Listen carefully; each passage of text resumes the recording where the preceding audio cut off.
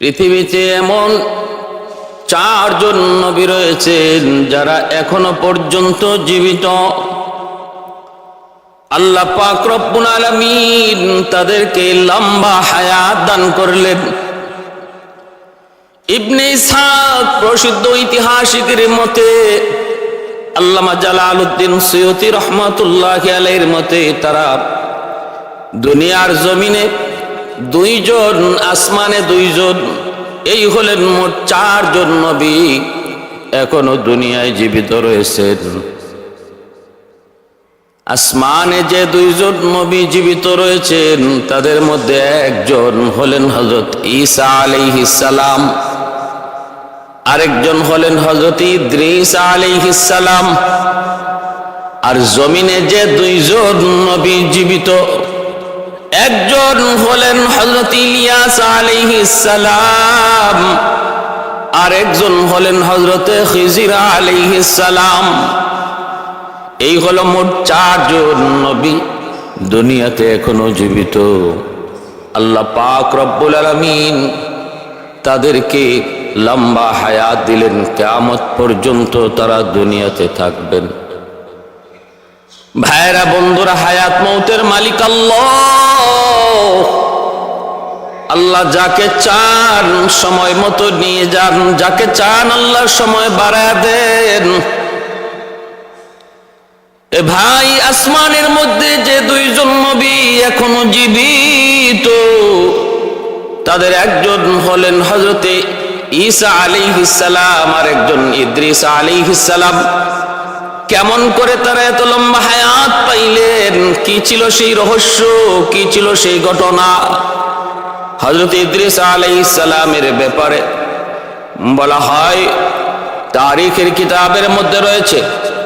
এ ভাইরা বন্ধুরা, আল্লাহর পয়গম্বর সাইয়্যিদুনা ইদ্রিস আলাইহিস সালাম বহুত বড় আল্লাহর একজন পয়গম্বর। আদম আলাইহিস সালামের ছেলে হযরত শীশা আলাইহিস সালামের বংশধর। তিনি ছিলেন বড় পরহেজগার, সারাক্ষণ তাসবিহ তাহলিল, আল্লাহ পাকের জিকির আজকারে থাকতেন। উল্লেখযোগ্য আমল ছিল তিনি সর্বদা রোজা রাখতেন। আল্লাহর পয়গম্বর রোজা রাখতেন। ইফতারের সময় জান্নাত থেকে তার জন্য ইফতারি আনা হতো। ওই ইফতারি তিনি ভক্ষণ করতেন, যা থাকতো সেটা আবার জান্নাতে চলে যেত। ইদ্রিস আলাইহিস সালাম বেশি বেশি রোজা রাখার কারণে আল্লাহর ভালোবাসা, আল্লাহর মহব্বত, আল্লাহর প্রেম তিনি লাভ করলেন। কারণ রোজা একমাত্র আল্লাহর জন্য। হাদিস শরীফে নবী বলেন, আস-সাওমু লি ওয়া আনা আজজি বিহি। হাদিসে কুদসি আল্লাহ পাক বলেন, যেই মানুষটা রোজা রাখলো সে যেন আমার জন্যই রোজা রাখলো, আর রোজার প্রতিদান আমি আল্লাহ নিজের হাতে দেব। ওয়া ফি riwayatin উজজা বিহি, অন্য riwayate এসেছে রোজার বদলা আল্লাহ বলেন আমি নিজেই বান্দার হয়ে যাব। ইদ্রিস আলাইহিস সালাম এত বেশি রোজা রাখতেন। আজরাইল আলাইহিস সালাম আল্লাহর কাছে সুপারিশ করলেন, মালিক, আমি আপনার পয়গম্বর সাইয়্যিদুনা ইদ্রিসের সাথে একটু মহব্বত করতে চাই, তার সাথে একটা মহব্বতের সম্পর্ক তৈরি করতে চাই। মানুষের বেশ ধরে হযরত আজরাইল আলাইহিস সালাম সাইয়্যিদুনা ইদ্রিস আলাইহিস সালামের কাছে আসলেন। মেহমান হলেন, তিনিও রোজা রাখছেন। আজরাইল আলাইহিস সালাম তিনিও রোজাদার। ইফতারের সময় জান্নাতি ইফতার সামনে হাজির হলো। সাইয়্যিদুনা ইদ্রিস আলাইহিস সালাম মেহমানকে নিয়ে ইফতার খাইতে বসলেন। নিজে খাইতেছেন, মেহমানকে বলতেছেন খাওয়ার জন্য, কিন্তু তিনি তো মানুষ নন, তিনি তো নূরের তৈরি ফেরেশতা, তিনি তো সেই পরিচয় দেন না। না দেওয়ায় তিনি বলতেছেন, হযরত আমি খাবো না, আপনি খান। সাইয়্যিদুনা ইদ্রিস আলাইহিস সালাম তিনি চেষ্টা করে মেহমানকে কিছু খাওয়াইতে পারলেন না। যাক, তিনি না খেয়ে সারাদিন ইবাদত, সারা রাত আল্লাহর বন্দেগী করলেন। সকালবেলা দুজন বের হলেন একটু সফরে। ভাইয়েরা আমার, বন্ধুরা আমার, খেয়াল করে মনোযোগ দিয়ে শুনুন।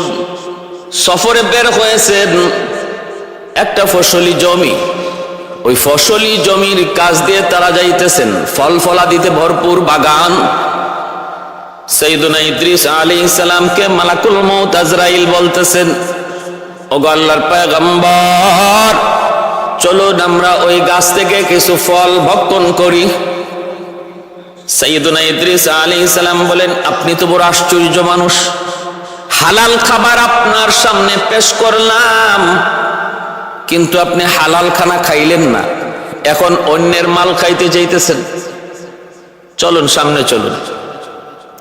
সামনে চললেন, দেখেন বকরি রাখাল একদল, এক পাল বকরি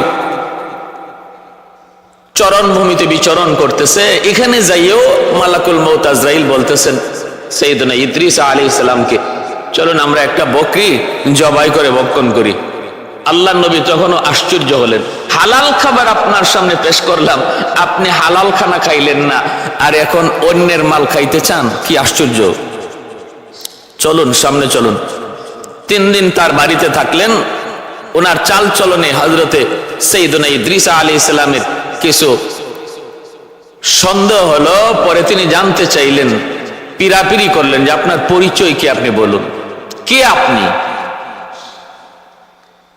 আজরাইল আলাইহিস সালাম তখন পরিচয় দিয়ে দিলেন হাসি মুখে, ওগো আল্লাহর পয়গম্বর, আমি তো দুনিয়ার কোন মানুষ নই, আমি হলাম নূরের তৈরি ফেরেশতা, আমার নাম মালাকুল মউত আজরাইল।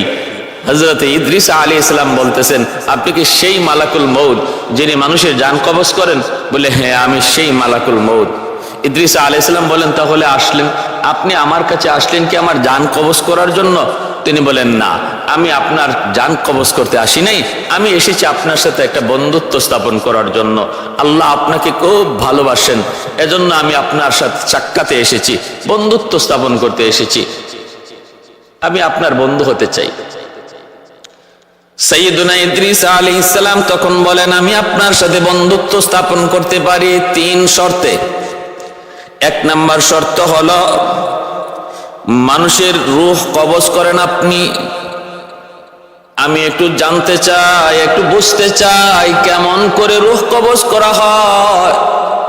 এই রূহ কবজ করার অবস্থাটা আমি একটু বুঝতে চাই, জানতে চাই, এজন্য আপনি আমার জানটা এখন কবজ করবেন।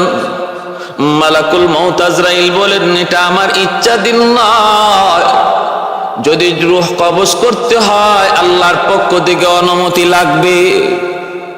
সাইয়েদুনা ইদ্রিস আলাইহিস সালাম আল্লাহর কাছে অনুমতি নিয়া মালাকুল মউত আজরাইলকে বললেন, ভাই আজরাইল, আপনি আমার জানটা কবজ করুন, আমি একটু দেখতে চাই রূহ কবজ, জান কবজের হালতটা কেমন হয়। আমাদের প্রত্যেকেরই সামনে জান কবজের হালত রয়েছে রে ভাই। এমন কোন প্রাণী নাই যে প্রাণী মৌতের স্বাদ গ্রহণ করবে না। প্রত্যেকের সামনে সাকরাতুল মউত রয়েছে, মরণের যন্ত্রণা রয়েছে। আজরাইল আলাইহিস সালাম তখন তিনি প্রস্তুতি নিলেন, নবীকে বললেন, নবী গো আপনি প্রস্তুত হন। তারপরে রূহটা কবজ করলেন, আবার রূহটা তাকে দিয়া দিলেন। এরপরে আজরাইল আলাইহিস সালাম বলতেছেন, আল্লাহর পয়গম্বর, বলুন তো আপনার কাছে কেমন লাগলো, জান কবজটা কেমন লাগলো, কেমন বুঝলেন? সাইয়েদুনা ইদ্রিস আলাইহিস সালাম বলতেছেন, ভাই মালাকুল মউত আজরাইল, আমি কি বলবো, শুধু এতটুকু বলতে পারি, একটা জিন্দা প্রাণীকে জীবন্ত সিলাইয়া তার শরীরে লবণ দিলে যেই পরিমাণ ব্যথা হয়, জিন্দা প্রাণীকে জীবন্ত চামড়া সিলাইলে যেই পরিমাণ যন্ত্রণা হয়, এর চেয়ে বেশি যন্ত্রণা আমি অনুভব করেছি। সুবহানাল্লাহ। ভাইরা বন্ধুরা, জন্য মালাকুল মউত আজরাইল বলেন, নবী গো এটা তো আসল কোন রূহ কবজ ছিল না, এটা ছিল শুধুমাত্র আপনাকে একটু দেখানো। এটা তো আসল রূহ কবজ নয়, আসল রূহ কবজের চেয়ে আরো কঠিন, এর চেয়ে আরো কঠিন। আমার নবী, রহমতের নবী, মায়ার নবীর সামনে যেদিন মালাকুল মউত আজরাইল এসেছিলেন, তিনি আল্লাহর নবীর সিনা মোবারকের উপরে হাতটা রেখেছিলেন। নবী তখন বলেছিলেন, ভাই আজরাইল, আমার বুকের উপরে তুমি কি রাখছ? তিনি বলেন, নবী গো, আমি আমার হাতটা রেখেছি। আল্লাহর নবী বলেন, ভাই আজরাইল, আমি তো মনে করেছি আমার বুকের উপর তুমি উহুদ পাহাড় চাপায়া রাখছ। এতটা যন্ত্রণা আমার আপনার প্রত্যেকের সামনে রয়েছে, সবার সামনে যন্ত্রণা। প্রাণী মাত্রই তার মরণের স্বাদ গ্রহণ করতে হবে। কুল্লু নাফসিন যায়িকাতুল মাউত। আল্লাহ পাক রব্বুল আলামিন প্রত্যেকটা প্রাণীকেই মৌতের স্বাদ গ্রহণ করার ঘোষণা দিয়ে রাখছেন। এরপরে সাইয়্যিদুনা ইদ্রিস আলাইহিস সালাম বলতেছেন, আমার আরেকটা শর্ত হলো, আমাকে জাহান্নাম একটু দেখাও, যাতে করে জাহান্নামের আযাব দেখে আমি আল্লাহর ইবাদত, আল্লাহর বন্দেগী, আল্লাহর পাকের পাবন্দি আরো বাড়াইয়ে দিতে পারি। আল্লাহর নির্দেশে সাইয়্যিদুনা ইদ্রিস আলাইহিস সালামকে নিয়ে হযরত মালাকুল মউত আজরাইল জাহান্নাম দেখাইলেন, জাহান্নামের শাস্তি দেখাইলেন। তারপরেই ইদ্রিস আলাইহিস সালাম 3 নাম্বার শর্ত করতেছেন। আমার 3 নাম্বার শর্ত হলো, যদি আমার সাথে বন্ধুত্ব করতে হয়, 3 নাম্বার শর্ত হলো, আমাকে জান্নাত দেখাও, জান্নাতের শান্তি দেখাও, নাজ নিয়ামত দেখাও। যদি আমি জান্নাতের নাজ নিয়ামত শান্তি দেখি, তাহলে আমি আল্লাহর বন্দেগী, আল্লাহর গোলামি, আল্লাহর তাসবিহ তাহলিল, আল্লাহ পাকের জিকির আরো বেশি করে করব। আমার ভাইয়েরা, বন্ধুরা, সাইয়্যিদুনা ইদ্রিস আলাইহিস সালামকে নিয়ে মালাকুল মউত আজরাইল যখন জান্নাত দেখাইতে গেলেন, জান্নাত দেখাইতে গেলেন, জান্নাতের ভিতরে তিনি ঢুকলেন, নাজ নিয়ামতগুলি তিনি দেখতেছেন। মালাকুল মউত আজরাইল একটু পরে ডাক দিলেন, ওগো আল্লাহর পয়গম্বর, এবার একটু বের হয়ে আসুন।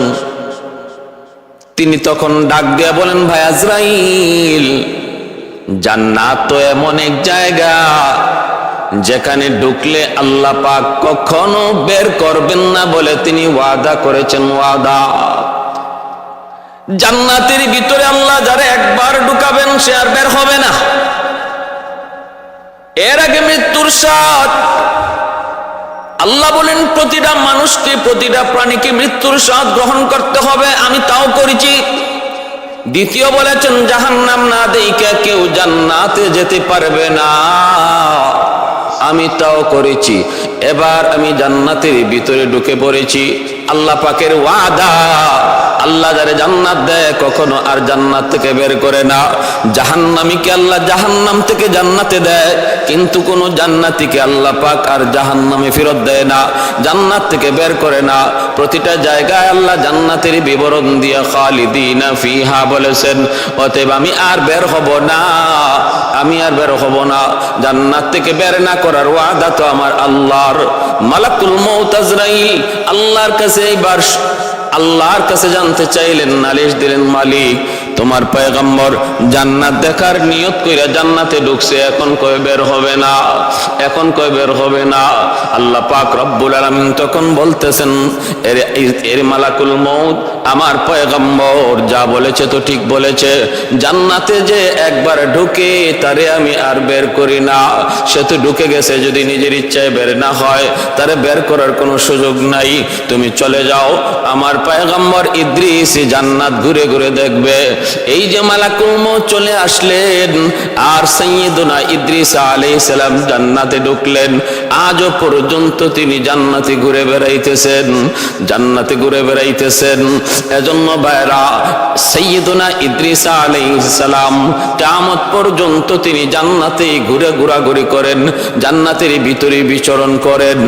এই হলো একজন পয়গম্বর, যিনি পয়গম্বর হইয়া তিনি এখনো পর্যন্ত জীবিত, তাও কোনো দুনিয়ার জমিনে নয়, তাও আসমানের এমন এক জায়গা যেটা হলো জান্নাত, জান্নাতের ভিতরে তিনি এখনো আছেন। এ ভাই খেয়াল করে মনোযোগ দিয়ে শুনো। 2 নম্বরে হযরত ঈসা আলাইহিস সালাম, তিনাকে আল্লাহ পাক আসমানে তুলে নিয়েছেন। ঈসা আলাইহিস সালাম এখনো জীবিত, আসবেন এক সময়। কোন সময়? শেষ জামানায়। শেষ জামানায় দাজ্জালের সাথে জিহাদের জন্য, দাজ্জালকে প্রতিহত করার জন্য ঈসা আলাইহিস সালামের আগমন হবে। ভাইরা বন্ধুরা, এজন্য বলতেছিলাম দুজন পয়গম্বরের কথা আল্লাহ পাক কোরআনের মধ্যে বলেছেন। ইদ্রিস আলাইহিস সালামের ব্যাপারে আল্লাহ বলেন, ওয়াজকুর ফিল কিতাবি ইদ্রিস ইন্নাহু কানা সিদ্দীকান নাবিয়্যা ওয়া রাফা'নাহু মাকানান আলিয়্যা। স্মরণ করো আমার পয়গম্বর ইদ্রিসের কথা। আমি তারে ইজ্জত দিয়েছি, সম্মান দিয়েছি এবং তাকে উচ্চ স্থানে উঠায় নিয়েছি। সে ছিল সিদ্দিক, তিনি হলেন সিদ্দিক। আমি তাকে সর্বোচ্চ উচ্চ স্থানে পৌঁছে দিয়েছি। ঈসা আলাইহিস সালামের ব্যাপারে আল্লাহ পাক রব্বুল আলামিন পবিত্র কোরআনের বিভিন্ন জায়গায় বলেছেন, আমি ঈসাকে উঠায় নিয়েছি। কেন? ঈসা আলাইহিস সালাম যখন কওমকে তিনি তাওহীদের দাওয়াত দেন, একত্ববাদের দাওয়াত দেন, তখন ঈসা আলাইহিস সালামের কওমের লোকেরা তারা তো বিশ্বাস করে না, কারণ ঈসা আলাইহিস সালামের কাছে কিতাব নাজিল হয়েছে ইনজিল, আর ওনার আগে মুসা আলাইহিস সালামের কাছে কিতাব নাজিল হয়েছিল তাওরাত। তিনি যখন ইনজিল কিতাবের দাওয়াত দিতেছেন, ইনজিল কিতাবের দাওয়াত দিতেছেন, কওমের লোকেরা কয় আমরা তাওরাত কিতাব মানি, তাওরাত ছাড়া অন্য কোনো কিতাব মানি না, না না মানি না। ঈসা আলাইহিস সালাম তিনি তো আমার আপনার নবীর সুসংবাদও দিতেছেন। শেষ জামানায় একজন নবী আসবেন আহমদ। এই কথার উপরেও ইহুদিদের অবজেকশন, আমরা আর কোন নবী মানি না, আমরা মুসা নবীকে মানি, কিতাব মানি তাওরাত, অন্য কোনো কথা আমরা সাপোর্ট করি না। ঈসা আলাইহিস সালামকে কওমের লোকেরা যখন ওই বনি ইসরাইলীরা তারা হত্যা করার মতো ষড়যন্ত্রে লিপ্ত হলো, আল্লাহর পয়গম্বর সাইয়্যিদুনা ঈসা আলাইহিস সালাম তিনি তার এলাকা ছেড়ে গ্রাম অঞ্চলে চলে গেলেন। গ্রামে যায় তিনি মানুষকে তাওহীদের দাওয়াত দিচ্ছেন, আখিরাতের কথা শোনাইতেছেন, নিজের নবী হওয়ার কথা, রাসূল হওয়ার কথা তিনি তাদেরকে পেশ করেন। গ্রামের কিছু মানুষ তার কথাগুলি মানল। এদেরকে ঈসা আলাইহিস সালামের হাওয়ারিয়িন বলা হয়, এদেরকে ঈসা আলাইহিস সালামের হাওয়ারিয়িন বলা হয়।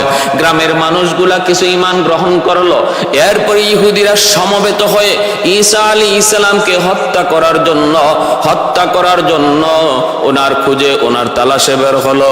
পেয়ে গেল একটা ঘরের ভিতরে, চতুর্দিক দিয়ে তারা আবদ্ধ করে ফেললো, চতুর্দিক দিয়ে তারা আবদ্ধ করে ফেললো। ঈসা আলাইহিস সালামকে তারা হত্যা করে ফেলবে। একজন নেতাকে পাঠাইলো, ওই নেতা সে তখন গেল, যায় ভিতরে ঢোকা মাত্রই আল্লাহ পাক রব্বুল আলামিন তারে সাহায্য করলেন। কেমন সাহায্য করলেন? কি ধরনের সাহায্য? যেই নেতা পাঠাইলো ঈসা নবীকে হত্যা করার জন্য, একটু যায় দেখে আসো ঘরের ভিতরে ঈসা আসেনি না নাই। যেই লোকটারে পাঠাইলো ঘরে তালাশ করার জন্য, আল্লাহ পাক রব্বুল আলামিন ওই লোকটাকে ঈসা আলাইহিস সালামের মতো বানায় দিলেন। ওনার ধরন আর আকৃতি আল্লাহ বানায় দিলেন। এই ক্ষমতা আল্লাহর আছে। আল্লাহ চাইলে যে কোনো ক্ষমতা আল্লাহ পাক দেখাইতে পারেন। মানুষকে আল্লাহ পাক রব্বুল আলামিন গাছ বানাইতে পারেন, গাছ থেকে মানুষের কথা আল্লাহ বের করতে পারেন, পশু পাখি থেকে আল্লাহ মানুষের জবান বের করতে পারেন, কখনো কোনো মানুষের সুরত আল্লাহ বানর বানাইতে পারেন, আবার কখনো প্রাণীকে আল্লাহ মানুষের সুরত বানাইতে পারেন। এই ক্ষমতা আল্লাহ পাকের আসেনি না নাই? আল্লাহ পাকের এই ক্ষমতা আছে। ওয়া হুয়া আলা কুল্লি শাইইন কাদির। সকল ক্ষমতার মালিক আল্লাহ, সকল ক্ষমতার মালিক আল্লাহ। বনি ইসরায়েলের কিছু মানুষকে আল্লাহ পাক বানর বানাইছিলেন। পবিত্র কোরআনে আল্লাহ পাক সেই ঘটনা উল্লেখ করেছেন। মানুষগুলিকে আল্লাহ পাক বানর বানায় দিয়েছেন। এই ক্ষমতা আল্লাহর আছে। ঈসা আলাইহিস সালাম ঘরের ভিতরে আছেন কি নাই? এই খবর নেওয়ার জন্য যেই মানুষটাকে, যেই নেতাকে তারা ঘরের ভিতরে পাঠাইলো, আল্লাহ পাক রব্বুল আলামিন ওই মানুষটাকে ঈসা নবীর আকৃতি বানায় দিলেন। বেশ কিছুক্ষণ অপেক্ষা করার পর লোকজন তাড়াহুড়া করে সব ঘরে ঢুকে পড়লো। এইদিকে আল্লাহ পাক রব্বুল আলামিন জিব্রাইল মারফতে তার পয়গম্বর, তার রাসূল সাইয়্যিদুনা ঈসা আলাইহিস সালামকে তিনি আকাশে উঠায় নিলেন। আকাশে উঠায় নিলেন। ওরা ভিতরে ঢুইকা নিজের নেতাকে ঈসা মনে কইরা হত্যা করলো, মারধর করলো। সে বারবার বলতেছে, রে ভাই আমি কিন্তু ঈসা না, আমি কিন্তু ঈসা না। কিন্তু ওরা বলতেছে না না, কারণ সুরত তো আল্লাহ ঈসা নবীর বানায় দিছেন। এজন্য কওমের লোক বিশ্বাস করে না, বিশ্বাস করে না, মারধর করে করে হত্যা করে ফেললো, শুলিতে চড়াইলো। এই হলো ঈসা আলাইহিস সালামকে আল্লাহ পাক আকাশে তুলে নেওয়ার ঘটনা। আল্লাহ তুইলা নিছেন আসমানে, আর ঈসা মনে করে ওরা হত্যা করে ফেললো। এজন্য ইহুদিরা মনে করে ঈসা নবীকে ওরা হত্যা করেছে। কিন্তু আল্লাহ কোরআনে বলেন না না, আমার ঈসাকে আমি আল্লাহ আসমানে উঠে নিছি, আজও পর্যন্ত জীবিত। আসবেন শেষ জমানায়, ইমাম মাহদী আলাইহিস সালামের জমানায় ঈসা আলাইহিস সালাম আগমন করবেন, আর তিনি তখন দাজ্জালের সাথে যুদ্ধ করবেন। ইমাম মাহদী আলাইহিস সালাম আসরের নামাজের সময় নামাজটা পড়াইবেন। ওই মুহূর্তে দামেস্কের সেই মসজিদের সাদা মিনারায় আল্লাহর পয়গম্বর সাইয়্যিদুনা ঈসা তিনি তখন ওই মিনারায় নামবেন। সেখান থেকে তিনি আসবেন, মসজিদে ঢুকবেন। আমাদের ইমাম মাহদী তাকে নামাজ পড়াইতে বলবেন, কিন্তু তিনি বলবেন না, আপনি নামাজ পড়ান, কারণ আপনি উম্মতের ইমাম। আমি আর এখন নবী হিসেবে আসি নাই, আমার একটা কাম বাকি রইছিল। কামটা হলো আমার মৌতটা বাকি রইছিল। এই বাকি কাম সম্পন্ন করার জন্য আল্লাহ আমাকে আবার দুনিয়া পাঠাইছে। ইমামতি করবেন আপনি। আজ আপনি ইমাম, আমি ঈসারও ইমাম। ঈসা আলাইহিস সালামকে এইভাবে আল্লাহ আকাশে উঠিয়ে দিয়েছেন। তাহলে এই দুইজন পয়গম্বর সাইয়্যিদুনা ইদ্রিস আলাইহিস সালাম আর সাইয়্যিদুনা হযরত ঈসা আলাইহিস সালাম, ওনারা দুজন জীবিত, এখনো পর্যন্ত জীবিত। জমিনে না আসমানে? আসমানে।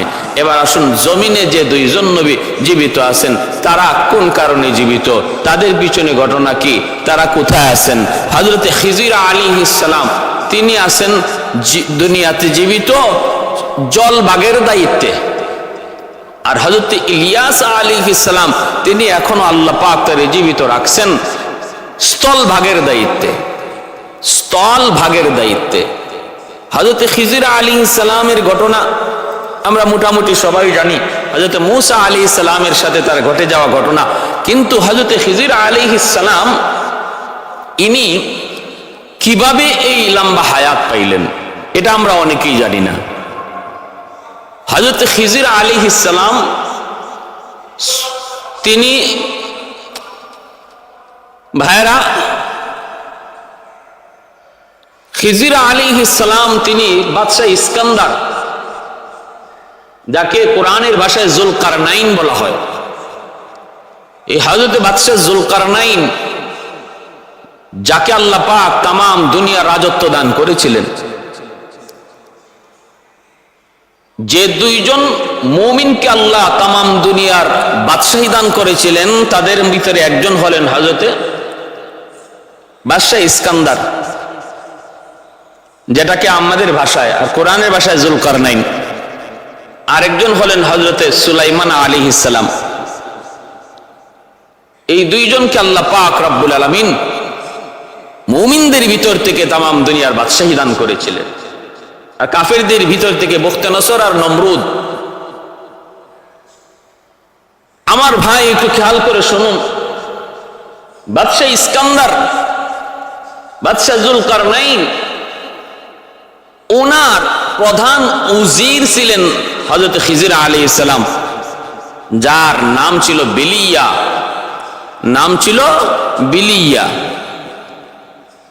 বাদশাহ জুলকারনাইন যখন ইয়াজুজ মাজুজকে প্রাচীর দিয়ে ঢেকে দিলেন, এই ঢাকার পরপরই তিনি আল্লাহর কাছে একটা আবদার করেছিলেন, আল্লাহ আমাকে তুমি অনন্তকাল একটা হায়াত দাও, যেন আমি বেশি বেশি তোমার গোলামি করতে পারি, বন্দেগী করতে পারি।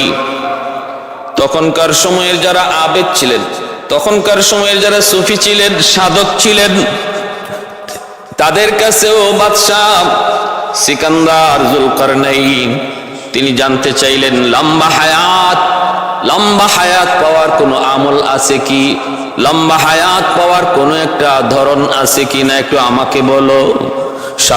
সাধকেরা বলল, হ্যাঁ, একটা সূরত আছে। লম্বা হায়াত যদি আপনাকে পেতে হয় তবে আবে হায়াত পান করা লাগবে। আব শব্দের অর্থ হলো পানি, হায়াত অর্থ হলো জীবন।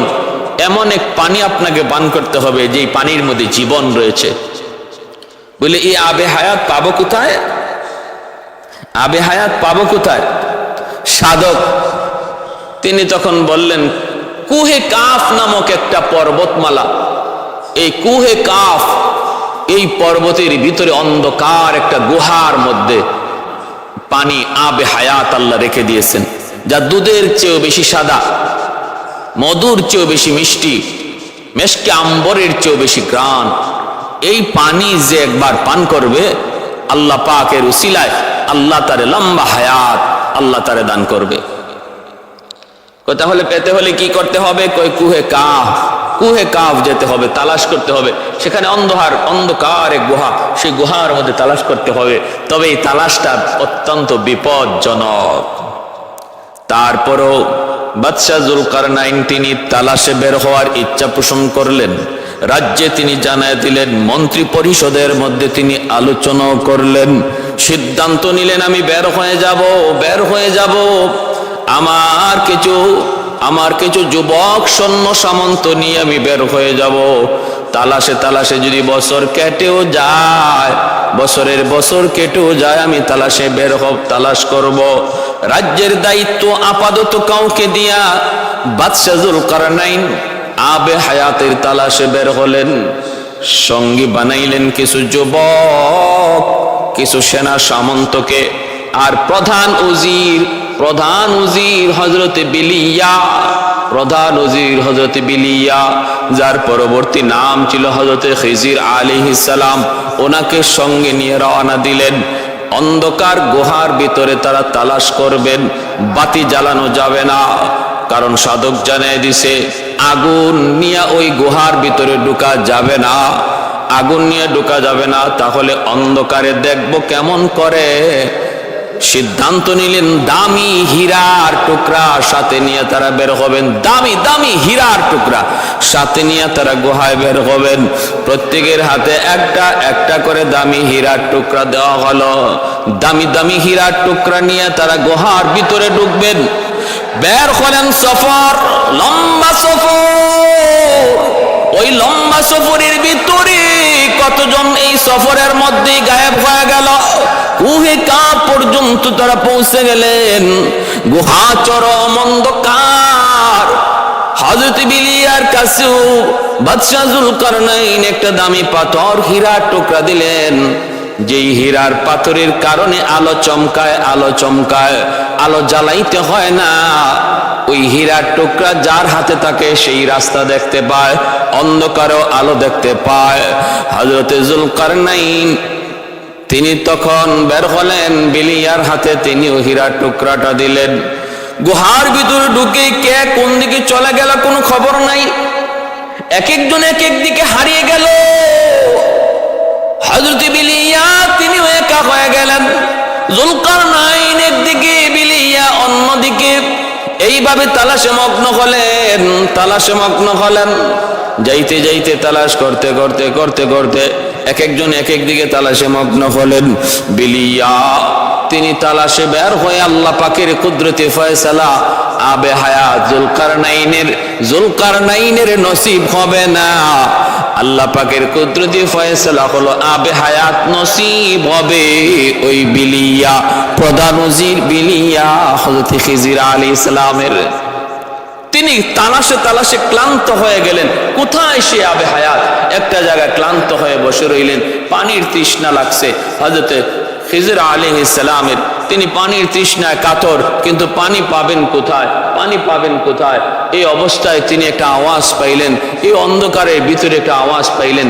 কোথা থেকে যেন পানি ছলছল ছলছল করে পানি পড়তেছে।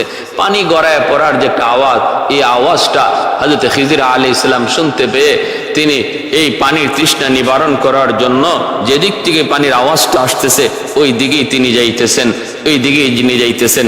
আলহামদুলিল্লাহ, যাইতে যাইতে যায় দেখেন একটা ছোট্ট পানির ফোয়ারা, ছোট্ট পানির ফোয়ারা, ওখান থেকে তিনি পানিটা পান করলেন, পানিটা পান করলেন। আলহামদুলিল্লাহ, পানিটা পান করা মাত্রই দেখা গেল কি একটা গায়েব থেকে আওয়াজ আসলো, হে বেলিয়া, তুমি তো সাধারণ পানি পান করো নাই, তুমি পানির তৃষ্ণা নিবারণ করতে এসে যে পানি পান করেছো, এই পানির তালাশি তোমরা বের হয়েছো, যার নাম হলো আবে হায়াত। তুমি তো আবে হায়াত পান করে ফেলেছো। হযরত বিলিয়া তিনি বুঝতে পারলেন যে তালাশ, যার তালাশে বের হয়েছেন সেটা তিনি পেয়ে গেছেন।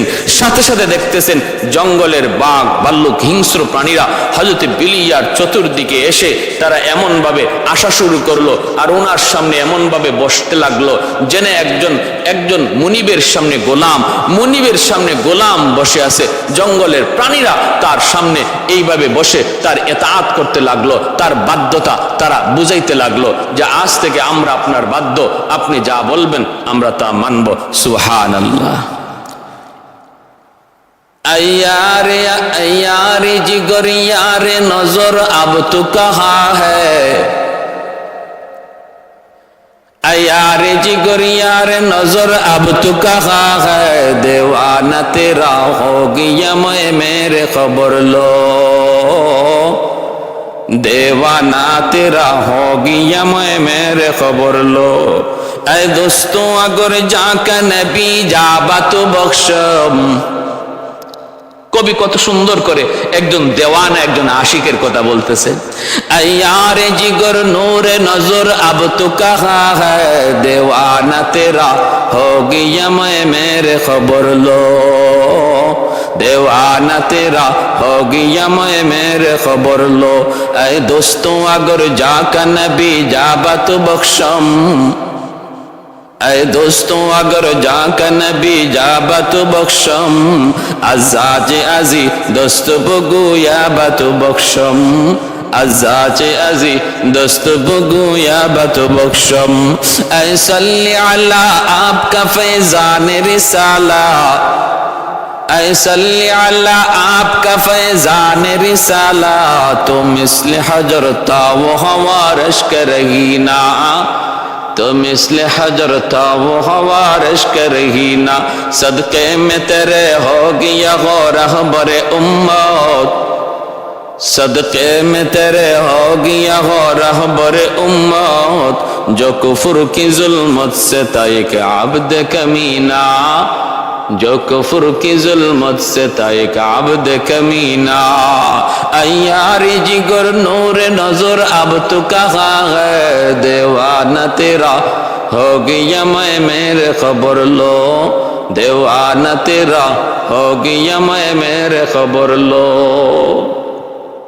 भाईरा, এই পানি যে পানির পান করার জন্য বের হয়েছিলেন বাদশা জুলকারনাইন, সেই পানি নসিবে রাখলেন আল্লাহ হযরত খিজির আলাইহিস সালামের, যিনি তখনকার সময়ে বাদশা জুলকারনাইনের প্রধান উজির ছিলেন।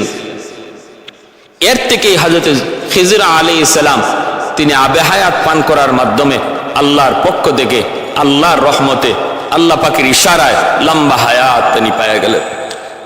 আজও পর্যন্ত জীবিত আছেন।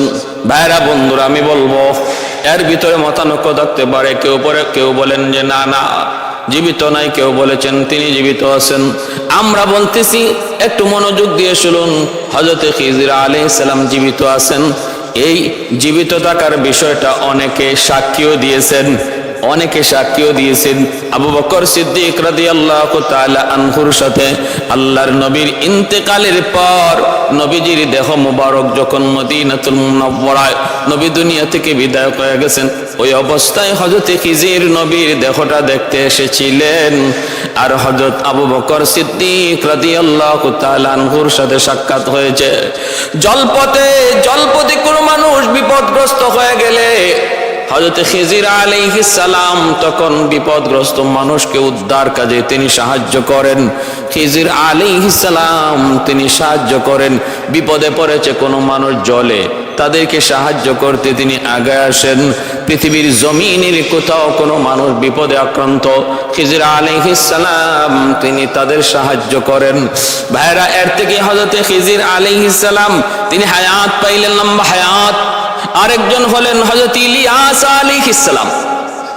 চারজন নবীর কথা বললাম যারা লম্বা হায়াত পাইলেন, এখনো পর্যন্ত তারা জীবিত। সর্বশেষ হযরত ইলিয়াস আলাইহিস সালাম, তিনি বনি ইসরাইলের একজন পয়গম্বর। হযরত ইলিয়াস আলাইহিস সালাম ইনি ওনার কওমকে যখন কালেমার দাওয়াত দেন, তাওহীদের দাওয়াত দেন, কওমের লোকেরা তা মানে না। এটাই স্বাভাবিক। যত নবী, যত রাসূল যখনই কওমের সামনে কালেমার দাওয়াত দিয়েছেন, কেউ প্রথমে সহজে মানে না, মেনে নেয় না। শুধু মানে তো নাই, বরং নির্যাতন করে, কটূক্তি করে, বাজে মন্তব্য করে, গালাগালি করে। আল্লাহ কোরআনের পবিত্র কোরআন সূরা ইয়াসিনের মধ্যে বলেন, ইয়া হাসরাতান আলাল ইবাদ মা ইয়াতিহিম মির রাসূলিন ইল্লা কানু বিহি ইস্তাহজিউন। এমন কোন পয়গম্বর নবী নাই, আল্লাহ নিজে আফসোস করেন, ইয়া হাসরাতান আলাল ইবাদ, হায় মানুষের উপর আমি আল্লাহর আফসোস যে আমার এমন কোন নবী, এমন কোন রাসূল তাদের কাছে আসেন নাই যার সাথে তারা মজাক করে নাই, ঠাট্টা করে নাই, বিদ্রুপ করে নাই। ইলিয়াস আলাইহিস সালাম কওমের সামনে আসলেন, এসে দেখেন এরা বাল নামক মূর্তির পূজা করে। বাল হলো এক সুন্দরী, বিশ্ব সুন্দরী এক নারী ছিল বাল নামে। ওই নারীর পূজা করে সে দুনিয়া থেকে মৃত্যুর পর, তখন তার মূর্তি বানায়া এলাকা মানুষ বালের পূজারী। তিনি কালেমার দাওয়াত দিতেছেন, মূর্তি পূজা না করতে নিষেধ করতেছেন। এই অবস্থায় তারা তার কথা মানল না। এমনকি বালকে তারা দেবতা তো মানেই, এই বালের 150 জন মিথ্যা নবীও বানাইছে, মিথ্যা নবীও বানাইছে তাদের দেবতার। তিনি তাদের কাছে কালেমার দাওয়াত দেওয়ার পরে যখন মানে না, আল্লাহর কাছে আযাব চাইলেন। আল্লাহ পাক রব্বুল আলামিন আযাব দেওয়ার অঙ্গীকার করলেন। আযাব চলে আসলো, দুর্ভিক্ষ। বাদশার কাছে যায় নবী বলতেছেন, দুর্ভিক্ষ থেকে যদি বাঁচতে হয় তাহলে তওবা করে তাওহীদের পথে চলে আসো, মূর্তি পূজা ছেড়ে দাও, নতুবা এই আযাব যাবে না। আমার কথা যদি বিশ্বাস না হয়, আমি যে নবী, আমি যে পয়গম্বর, এই কথা যদি বিশ্বাস না হয়, তাহলে আসো প্রমাণ করি। তোমাদের যেই নবী, ওই বালের যে মিথ্যা নবী, এরা মিথ্যাবাদী নবী, আমি এটা প্রমাণ করতে সক্ষম। বাদশা তখন বলল, তুমি কেমন করে প্রমাণ করবা? তিনি বললেন, তাহলে ওই নবীদেরকে ডাকো, ওদেরকে বলো ওরা বালের নামে কুরবানি দিবে, আমি আমার আল্লাহর নামে কুরবানি দিব। আর তখনকার সময়ে কোরবানি কবুল হওয়ার আলামত ছিল আসমান থেকে আগুন আইসা যার কোরবানিটা খেয়ে ফেলতো, বোঝা যাইতো তার কোরবানি আল্লাহর কাছে কবুল হয়েছে।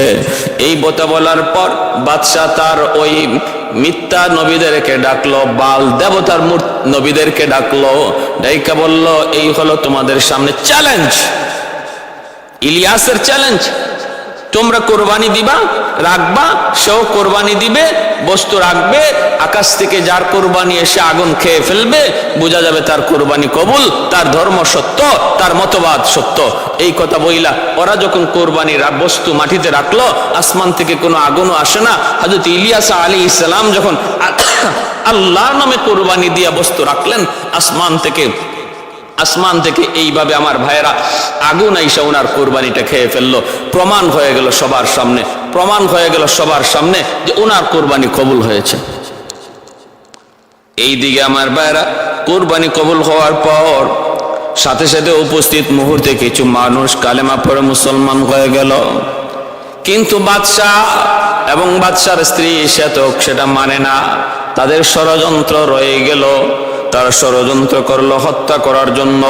তখন আল্লাহর পয়গম্বর সাইয়্যিদুনা হযরত ইলিয়াস আলাইহিস সালাম তিনি তখন এলাকা ছেড়ে অন্যত্র চলে গেলেন। এলাকা ছেড়ে অন্যত্র চলে গেলেন। ভাইরা, অন্যত্র চলে যাওয়ার পর সেখানে তিনি মানুষকে দাওয়াত দিতেছেন, আত্মগোপনে চলে গেলেন। খোঁজ তালাশে মগ্ন হয়ে গেল হত্যা করার জন্য। নবী তখনও তিনি এইভাবে নিজেকে আত্মগোপনে নিয়ে গেলেন। আর এইদিকে আল্লাহর পক্ষ থেকে তাদের উপরে আযাব আসলো, কঠিন আযাব।